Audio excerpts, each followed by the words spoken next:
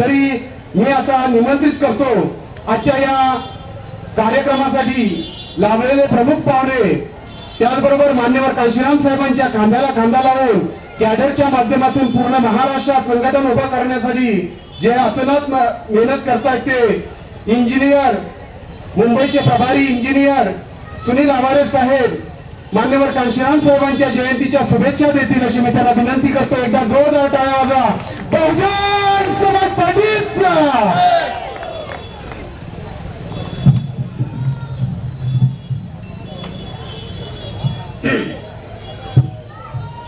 समाज क्रांतीचे अग्रदूत महात्मा ज्योतिबा फुले, आरक्षणाचे जनक राजर्षी शाहू महाराज,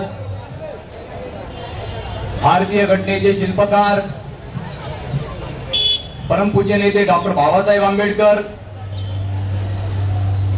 आणि बहुजनांचे महानायक ज्यांची आज या ठिकाणी आपण बहुजन समाज पार्टी तर्फे जयंती साजरी करत आहोत, ते महामानव महानायक आदरणीय कांशीराम साहेब या सर्वांना सर्वप्रथम जय भीम. तसेच आजच्या या कार्यक्रमानिमित्त उपस्थित असलेले बहुजन समाज पार्टीचे महाराष्ट्राचे प्रभारी आदरणीय प्रशांत इंगळे साहेब, त्याचप्रमाणे महाराष्ट्राचे महासचिव आदरणीय रामसुमेर जयस्वाल साहेब,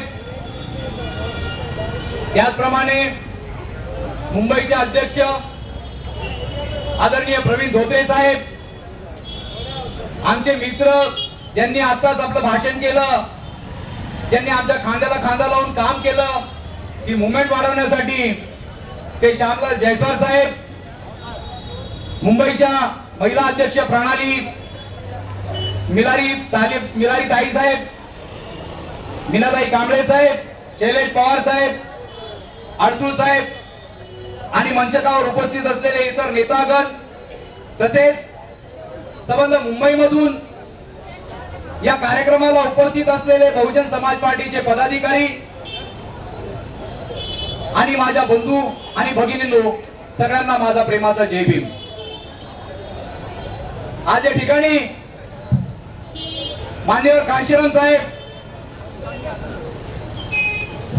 यांची 89वी जयंती साजरी करण्यासाठी आपण या ठिकाणी एकत्रित जमलेलो आहोत.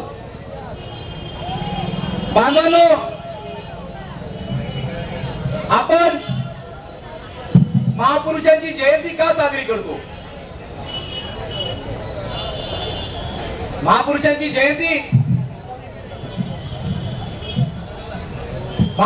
जयंती साजरी करण्यासाठी आपला काय उद्देश असतो? तर आपण महापुरुषांची जयंती यासाठी साजरी करतो की आपल्या समाजाला ज्या महापुरुषांनी संघर्ष केला, आपल्याला माणूस बनवण्यासाठी ज्या महापुरुषांनी संघर्ष केला, तो संघर्ष तुम्हाला आणि आम्हाला त्याची जाणीव व्हावी म्हणून आपण महापुरुषांच्या जयंत्या साजरी करीत असतो. परंतु हल्ली आम्ही बघत आहोत की महापुरुषांची जयंती आली की डीजे लावतात, नाचतात, परंतु महापुरुषांच्या विचारांचा आणि संघर्षाचं जे प्रबोधन व्हायला पाहिजे होतं, त्यांनी तुम्हाला आणि आम्हाला जो माणूस म्हणून बनवण्याकरता काय संघर्ष केलेला आहे त्याची जाणीव करून द्यायला पाहिजे, अशा प्रकारचं प्रबोधन मात्र आजकाल होताना दिसत नाहीये. आणि म्हणून या महाराष्ट्रामध्ये आमच्या महापुरुषांचा अपमान होत आहे.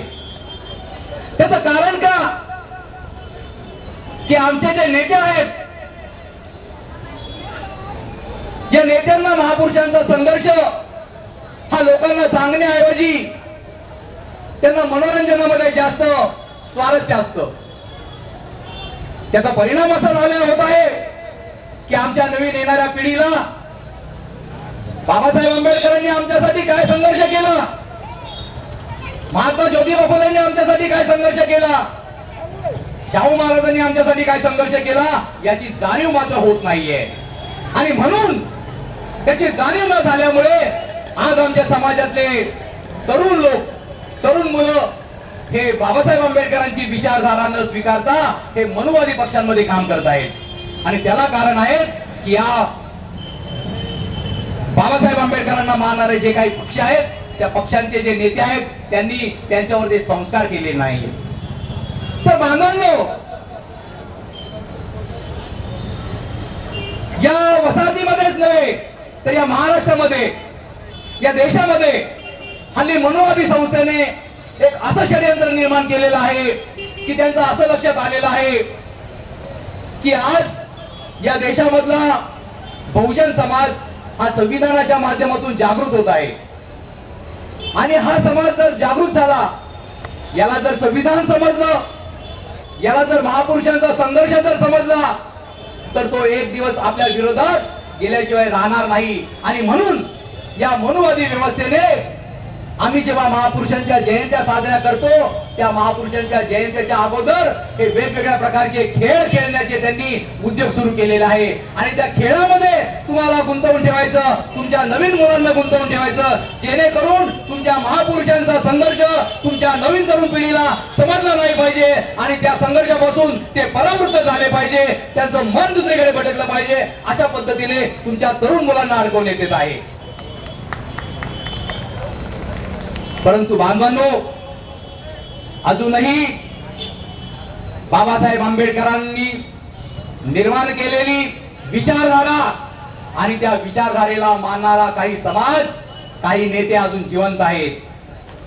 आणि ते नेते आणि त्या बाबासाहेब आंबेडकरांच्या विचारांना ज्यांनी आपलं सर्वस्व वाहून घेतलं, ज्यांना फक्त डॉक्टर बाबासाहेब आंबेडकर समजले, बाबासाहेब आंबेडकरांचा त्याग समजला आणि बाबासाहेब आंबेडकरांच्या महापरिनिर्वाणानंतर 40 वर्षानंतर ज्यांनी या देशामध्ये एक असं वादळ निर्माण केलं ज्याचं नाव आहे बहुजन समाज पार्टी.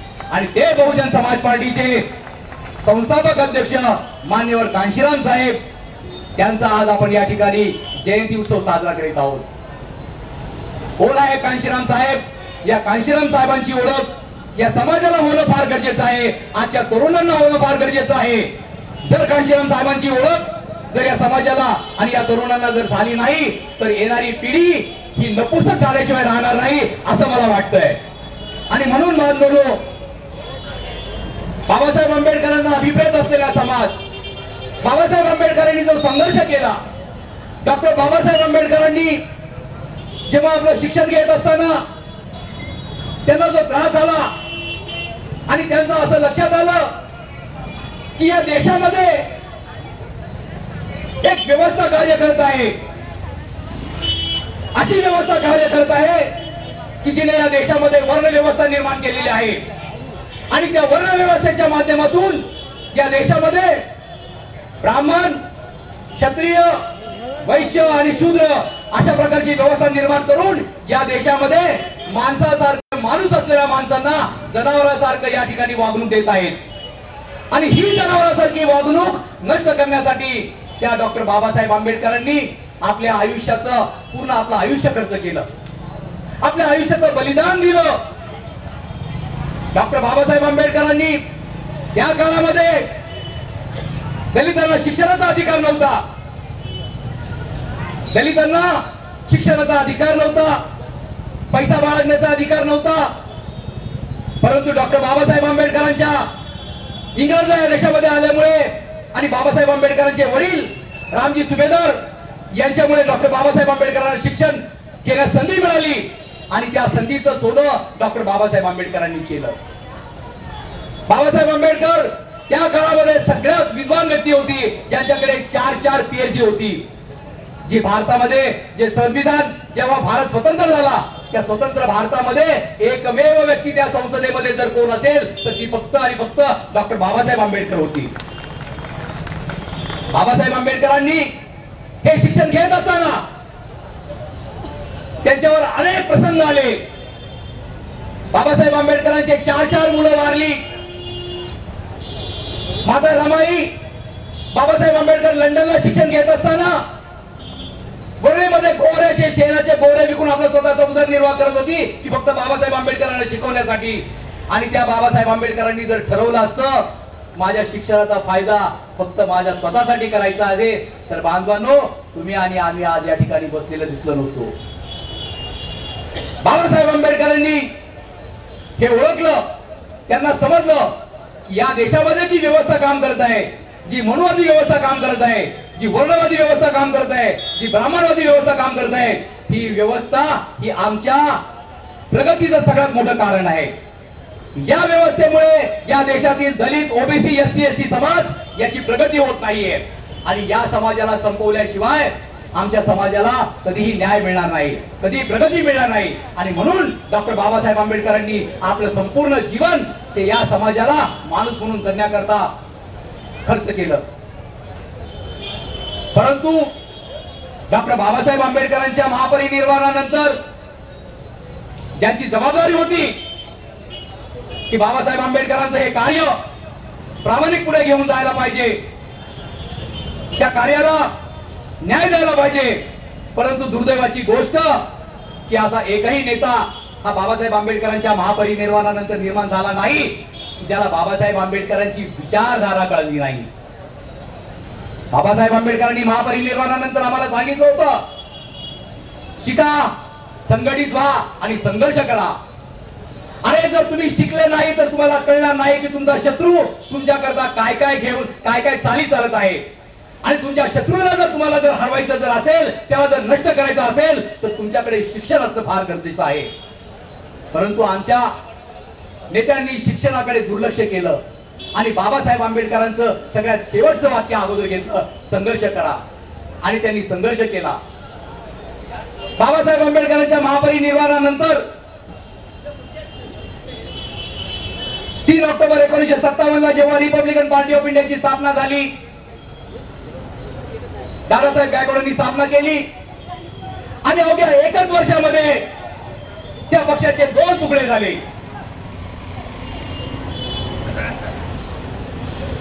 त्यानंतर 4 वर्षामध्ये त्या पक्षाचे 4 तुकडे झाले. जे डॉक्टर बाबासाहेब आंबेडकरांना आंबेडकरवादी म्हणून समजत होते त्यांनी बाबासाहेब आंबेडकरांची विचारधारा समजून घेण्याऐवजी त्यांनी स्वतःच्या स्वार्थाला जास्त महत्व दिलं. आणि केवळ स्वतःच्या स्वार्थासाठी, मी ठाणून ठामपणे सांगेल की फक्त आणि फक्त स्वतःच्या स्वार्थासाठी, आमदारकीसाठी आणि खासदारकीसाठी आणि मंत्रिपदासाठी त्यांनी बाबासाहेब आंबेडकरांच्या विचारधारेला मूठमाती दिली. हा माझा आरोप आहे. ज्यांनी बाबासाहेब आंबेडकरांबरोबर काम केलं ते बाबासाहेब आंबेडकरांच्या विचारधारेवर प्रामाणिक राहिले नाही. आणि ज्या काँग्रेसने 1952 ला बाबासाहेब आंबेडकर जेव्हा परळला उभे होते मतदारसंघामध्ये आणि बाबासाहेब आंबेडकरांच्या विरोधामध्ये काजरोकर सारख्या माणसाला उभं करून बाबासाहेब आंबेडकरांचा पाडाव केला, त्या काँग्रेसने शिवाजी पार्कवर एक मोठी सभा केली, आयोजित केली. कशासाठी आयोजित केली होती माहित आहे? काँग्रेसचा उमेदवार जिंकला म्हणून नाही, तर बाबासाहेब आंबेडकरांना आम्ही हरवलं त्याचा आनंद उत्सव साजरा करण्याकरता त्यांनी शिवाजी पार्कवर काँग्रेसने सभा सादर केली. आणि अशा काँग्रेसमध्ये आमच्या नेत्यांनी, सगळ्या बाबासाहेब आंबेडकरांना मानलेल्या नेत्यांनी हा प्रवेश केला आणि त्या विचारधारेचा सगळ्यात मोठा खून केला. ही सगळ्यात मोठी शर्मेची गोष्ट आहे. परंतु अशा वेळी एक महामानव, पंजाबचा एक सुपुत्र जो स्वतःच्या पोटा पाण्यासाठी, नोकरी करण्यासाठी हा महाराष्ट्रामध्ये आला आणि त्यांना समजलं की बाबासाहेब आंबेडकरांची चळवळ काय आहे. आणि जेव्हा बाबासाहेब आंबेडकरांची चळवळ त्या महापुरुषाला समजली तेव्हा त्यांनी शपथ घेतली, आजपासून मी लग्न करणार नाही, आजपासून माझे आई वडील नाही, आजपासून माझं उरलेलं सगळं आयुष्य हे फक्त आणि फक्त डॉक्टर बाबासाहेब आंबेडकरांचं उरलेलं कार्य पूर्ण करण्यासाठी मी बाहेर आलोय. आणि त्या माणसाने शपथ घेऊन तो बाहेर पडला. बाबासाहेब आंबेडकरांचं कार्य पूर्ण करण्यासाठी मान्यवर काशीरामजींनी ओळखलं की महाराष्ट्रामध्ये बाबासाहेब आंबेडकरांची विचारधारा यशस्वी का होत नाही, शाहूंची विचारधारा यशस्वी का होत नाहीये. कारण बाबासाहेब मान्यवर काशीरामजी त्यावेळेला बोलले होते कि समाज की राजनीतिक गैर राजनीतिक जड़ें मजबूत नहीं होती है, उस समाज की राजनीति कभी कामयाब नहीं होती है. और अगर इस समाज की राजनीति मुझे कामयाब करनी है तो सबसे पहले उस समाज की गैर राजनीतिक जड़ों को मुझे मिटाना होगा. ही शपथ घेऊन मान्यवर कांशीरामजी हे बाहेर पडले आणि त्यांनी रिपब्लिकन पार्टी ऑफ इंडिया मध्ये काम करायला सुरुवात केली. परंतु त्या काळातल्या रिपब्लिकन पक्षा ज्यांना राजकीय मान्यता होती, ज्यांच्याकडे हत्ती निशाणी होती, त्या रिपब्लिकन पक्षाची वाढती प्रसिद्धी ही काँग्रेसच्या डोळ्यामध्ये फार मोठी खुमखुमी होती. काँग्रेसला माहित होतं की जर रिपब्लिकन पक्ष वाढला तर हा आम्हाला फार मोठी डोकेदुखी होणार आहे. आणि म्हणून काँग्रेसने दादासाहेब गायकवाडांबरोबर फार मोठा डाव खेळला. यशवंतराव चव्हाणांनी काँग्रेस बरोबर जाणून बुजून युती केली. पुण्याच्या संत गाडगे महाराज शाळेमध्ये युती केली आणि ती युती केवळ दोन पक्षांमध्ये नव्हती तर दोन वादांमध्ये होती. एक वाद होता गांधीवाद, ज्याला 520 जागा दिल्या, आणि दुसरा होता आंबेडकर वाद, त्याला फक्त 1 जागा दिली. आणि पंढरपूरची 1 राखीव जागा फक्त आरबीआयला दिली. आणि अशा पद्धतीची युती करून यशवंतराव चव्हाणांनी रिपब्लिकन पार्टीचं राजकीय महत्व नष्ट करून टाकलं आणि हत्ती निशाणी गेली.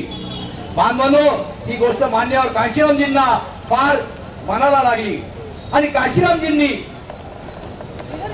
हीच महाराष्ट्रातली फुले शाहू आंबेडकर विचारधारा ही अशा ठिकाणी त्यांनी रुजवली ज्या प्रदेशाला ऋषीमुनींचा देश म्हणतात, ज्या प्रदेशाला गंगा यमुनेचा देश म्हणतात, ज्या प्रदेशामध्ये मनुवाद हा तनातनामध्ये रुजलेला आहे, अशा ज्या उत्तर प्रदेशमध्ये मान्य काशीरामजींनी महात्मा ज्योतिबा फुले, शाहू महाराज आणि बाबासाहेब आंबेडकरांची विचारधारा त्या ठिकाणी रुजवली आणि त्यांनी करून दाखवलं. बहुजन समाज पार्टी स्थापन करून त्यांनी सिद्ध करून दाखवलं की जर तुम्ही प्रामाणिकपणे जर काम केलं तर या देशामध्ये तुम्ही फुले शाहू आंबेडकरांची विचारधारा जर तुम्ही प्रामाणिकपणे जर राबवली तर तुम्ही देखील महाराष्ट्रामध्ये यशस्वी होऊ शकता.